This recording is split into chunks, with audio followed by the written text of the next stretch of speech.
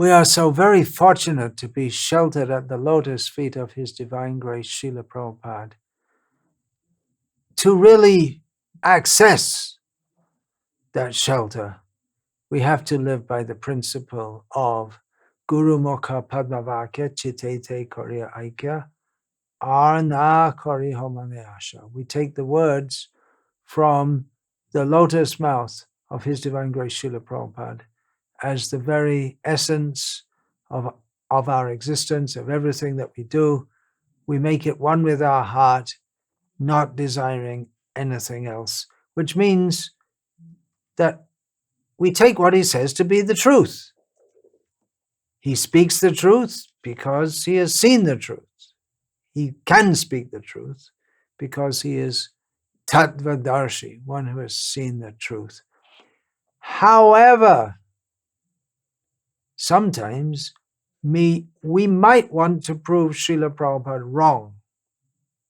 That sounds very controversial, doesn't it? I'll give an example. Srila Prabhupada sometimes cited a Bengali proverb, applying it to his disciples, or some of his disciples. Koila dhuleo moila jabena. Even if you wash coal, it won't become clean, because coal, by its very nature, is dirty. So by this, Srila Prabhupada was expressing his frustration with some of his disciples. He was trying to train them, trying to purify them, but for some of them it seemed to be very difficult to change them. So Srila Prabhupada is expressing that frustration, but this should not be taken literally, that Srila Prabhupada thought that his disciples were completely incorrigible, because if there was no possibility of his disciples being purified, then what was the point in his tirelessly instructing them day and night? Rather, that should be taken as an impetus to, in one sense, prove Srila Prabhupada wrong. Yes, we will improve. We will rise up from this platform of being just like uncleanable coal. We will take Srila Prabhupada's words to heart. We will improve. So let's prove Srila Prabhupada wrong in another way. Here's a short statement by Srila Prabhupada about Indians. And I call upon all of you Indians listening to this to prove Srila Prabhupada wrong. This is from Srila Prabhupada's purport to Sri Caitanya-caritamrta, Madhya Lila, chapter 23, text 105, in which Srila Prabhupada writes, a candidate for Krishna consciousness in the Western countries should be taught about the renunciation of material existence, but one would teach candidates from a country like India in a different way. This suggests that Indians should not be taught to renounce, which to me is hard to understand, especially considering that India has a long tradition of renunciation. It could be taken to mean that Indians don't need to be taught it, but then we have all of the Shastra, especially the Vedanta section and the Yoga section, teaching about renunciation. But it seems to imply that it could be taken to mean that it's impossible to get Indians to renounce and be detached from this world, which would practically suggest that they have a little hope of making very positive advancement in Krishna consciousness, because Chaitanya Mahaprabhu's movement is meant for Vairagya Vidya. Sarvabhauma Bhattacharya famously made a statement, or prayed to take shelter at the lotus feet of Chaitanya Mahaprabhu by praying, Vairagya Vidya Nija Bhakti Yoga Shikshartameka Purusha Paranaha Sri Krishna Chaitanya Sharira Dhari Kripam Buddhi Yastam Ahang Prapadye. Let me take shelter of the Supreme Personality of Godhead, Sri Krishna, who has descended in the form of Lord Chaitanya Mahaprabhu to teach us real knowledge, his devotional service, and detachment from whatever does not foster Krishna consciousness. He has descended because he is an ocean of transcendental mercy. Let me surrender unto his lotus feet. Also, a very well-known verse from the beginning of Srimad Bhagavatam, Vasudeve Bhagavati Bhakti Yoga Prayojitaha Janyatyashu Vairagyang Jnanam Chayad Ahaitukam. By rendering devotional service unto the personality of Godhead, Sri Krishna, one immediately or very quickly acquires causeless knowledge and detachment from the world. So this statement by Srila Prabhupada, it's not recommending that Indians should be materialistic and interested in sense enjoyment, or that it's hopeless to instruct them in renunciation and detachment. At that time, the mood of Indians, this was in the 1970s, was very much toward material development. But Srila Prabhupada saw that although Indians at the time still had a very strong spiritual tendency, the prevailing mood was toward material development. Not many Indians were joining ISKCON at that time, becoming fully involved.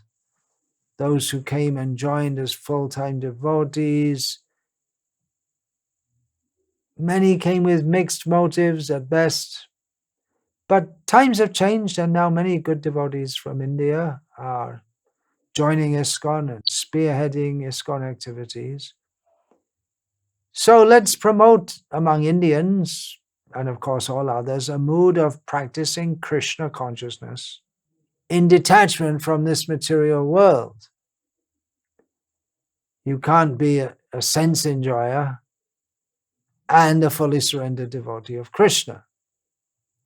So we'd like to see more and more devotees from India and all over the world show how they're not interested in dhan, jan, sundari, wealth, followers, beautiful women, detached from this world, highly advanced devotees of Krishna. And of course, we expect Indians to take the lead in this, as Srila Prabhupada often quoted, Bharata bhumite hoilo manusha janma ja janma sharta kari karo para upaka. Those who have taken birth as humans in the land of Bharata should make their life successful by practicing Krishna consciousness and do good for others by preaching Krishna consciousness. I asked 3 devotees from the West who were leaders of ISKCON in Bharat in the 1970s, in Srila Prabhupada's presence there, what they made of this statement, which I'll read again, and then I'll read their responses.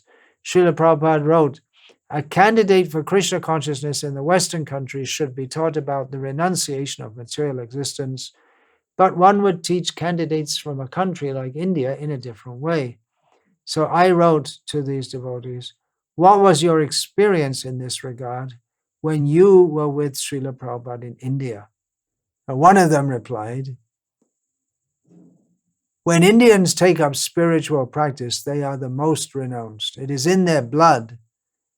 But leaving their own Sanatan culture is an aparad, and they become the most materialistic.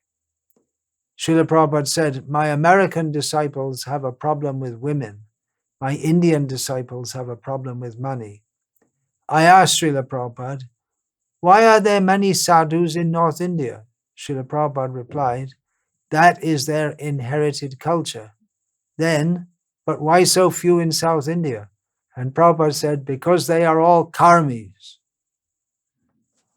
Another reply I got from another god brother, this statement of Srila Prabhupada's was written in the mid-1970s when it was very difficult to get high-class Indians to join because of their attachment to family life. Whereas Westerners with weak family structure were easily detaching themselves and joining. The downside of this was that Westerners had very little concept of dharma and duty. Then another one replied, gave a more elaborate reply. In the Western countries, material life is completely against Shastras and thus asuric. Due to this, living within material life will just make one more and more degraded, and therefore, for proper advancement in Krishna consciousness, one should be taught more about the renunciation of material existence. This we see in Srila Prabhupada's preaching in the West. He was emphasizing more on becoming full-time brahmacharis, sannyasis, and full-time grihastas. Only when someone was completely off and unable to do this, then he would be staying outside the temple and practicing Krishna consciousness. That was very much the attitude when I joined in the 1970s, although Srila Prabhupada was encouraging some particularly qualified devotees to remain in their material situation in the Western world also. I'm particularly thinking of Ambarish Prabhu. Srila Prabhupada wanted him to remain working within the Ford Motor Corporation. Anyway, this leader at the time continued, giving a contrast that even at the time of Srila Prabhupada, the Indian social system was much based on Shastras and was conducive for Krishna consciousness. So it would not be a strategy to push Indians to renounce families and join, but to continue with family life and dedicate themselves more and more in that situation to Krishna consciousness. After all, the fact is that most cannot continue the life of full surrender for good, which we see actually more strongly in the Western countries, because when we see that we have many brahmacharis in India who have been brahmacharis for decades now. So, continuing what this devotee says, when varnashram communities are in place, we don't have to push everyone to be a full-time brahmachari for their whole life. And then only if you don't succeed in that, then you can get married. I mean, within varnashram, it's generally expected everyone will marry, which means that there's not renunciation in the traditional sense that it's understood, which means renunciation of family life. Then this devotee continues, this doesn't mean that renunciation is discouraged for Indians. This is how he understands Srila Prabhupada's statement, that renunciation is not that it's discouraged for India, but that all four orders, that means prior to family life, retired life, and fully renounced sannyas life, they're gradually encouraged in renunciation. And the spirit of renunciation, anashrita karma palam karyang karma karoti yaha sasanyasi chayogi cha naniragneya nachakriyaha. Lord Krishna says that one who simply formally renounces is not a renouncer in the full sense of the term, but one who does his duty as is prescribed for him without being attached to the results is a real yogi and a real sannyasi. So this spirit is encouraged in all the ashrams. Continuing, in my experience with Srila Prabhupada preaching in India, I never heard him ask people to give up their positions and join an ISKCON temple in the same way that he requested a Western audience. Several times he related the experience of Chittaranjan Das, who renounced everything, took sannyas, or kind of, and became a renunciant in Mahatma Gandhi's movement. But it was so difficult for him, coming from a life of comfort and prestige and immediately going into severe renunciation, that he died very soon afterward. Anyway, that is my experience, which is not to say that he might not have encouraged some Indians to renounce and become brahmacharis. In this regard, we can think of the example of our dear departed godbrother, His Holiness Bhakti Charu Swami, who was young, unmarried, and Srila Prabhupada very strongly preached to him to renounce and not marry. And then continuing, I can give you my view on why he did not encourage Indians to renounce and become brahmacharis.